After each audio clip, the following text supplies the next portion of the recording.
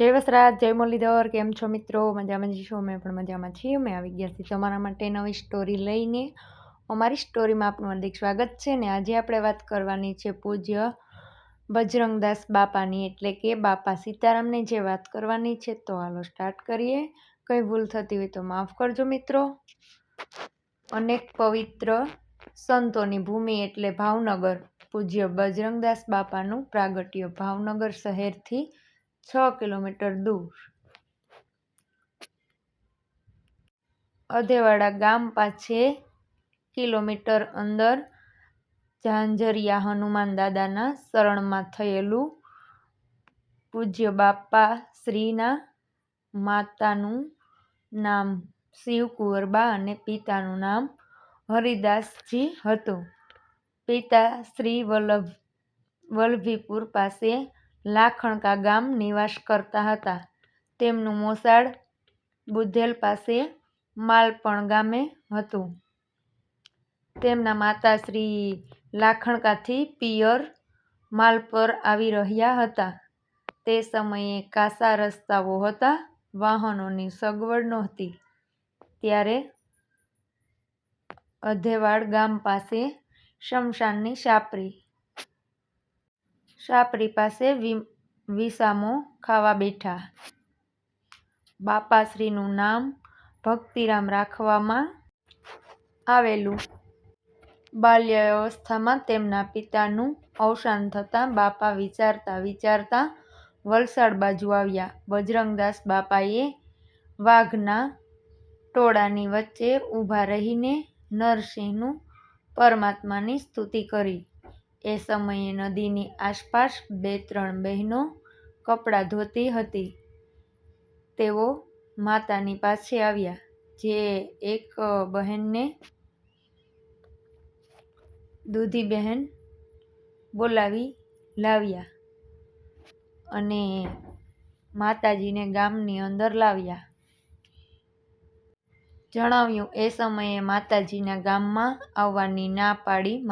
માતાજીએ ઝાંઝરિયા હનુમાન તરફ લઈ જવા માટે કહ્યું. માતાએ હનુમાનને પ્રણામ કર્યા અને હનુમાનજીએ મંદિર પાછે એક ઓરડીમાં વિસામો ખાવા બેઠા. ત્યાં બાપાનું પ્રાગટ્ય થયું. બહેનોએ માતાજીની સેવા કરી.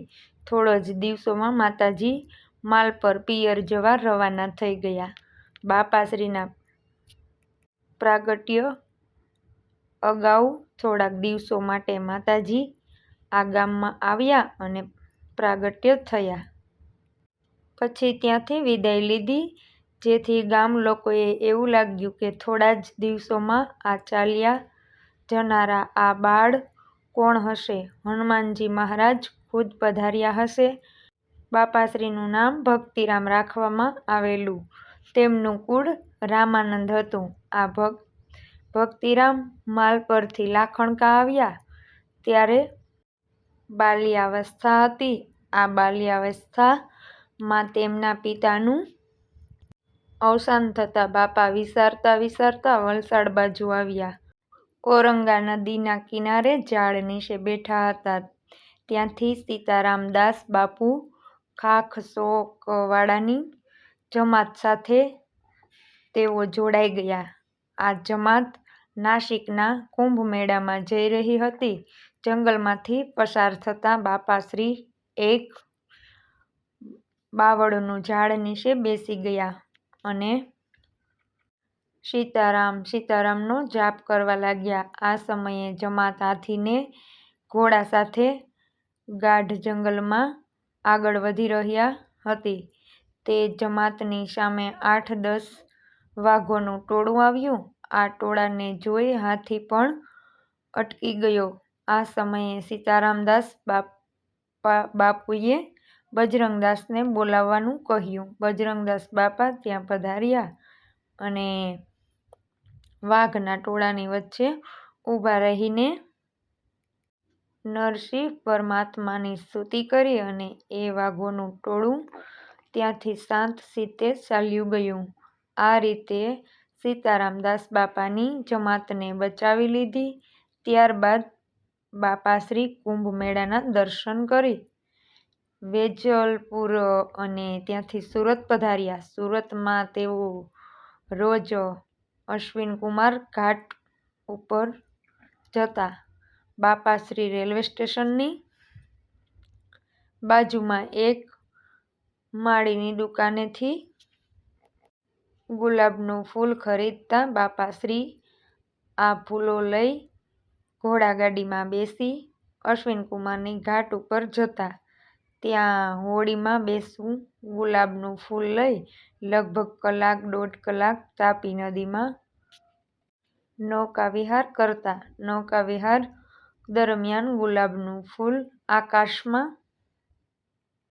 ઉડાડતા. આ રીતે એ ગુલાબનું ફૂલ અશ્વિનકુમારને ચડાવતા. આ અશ્વિનકુમારે દેવોના વૈદ્ય ગણાય છે. સુરતથી બાપા ફરતા ફરતા વલ્લભીપુર આવ્યા, ત્યાંથી ઢસા આવ્યા, ત્યાંથી બાપા પાલીતાણા પધાર્યા અને પાલીતાણાથી બગદાણા પધાર્યા. બગદાણામાં જૂની પોલીસ લાઈન સામે સોરામાં પોતાનું આસન જમાવ્યું. આ વખતે બાપાશ્રી ધોયા વિનાની માદરપાટની બંડી પહેરતા. બાપાશ્રીને નાહવા ધોવા કે દાંતણ પાણી માટે, પૂજાપાઠ માટે કોઈ નિયમ કે વ્રત ન કરતા. બાપાશ્રી બાકડા પર પોતાનું આસન જમાવીને પાણીનું એક માટલું અને ગ્લાસ લઈ બેસતા, બાજુમાં ધૂણી ધખાવતા. આ રીતે બાપા લહેર કરતા. બાપા ઘણીવાર બગદાણાથી ભાવનગર પણ પધારતા. પૂજ્ય બજરંગદાસ બાપાએ મહુવા તાલુકામાં બગદાણા પાછે પોતાનું નિવાસસ્થાન બનાવ્યું.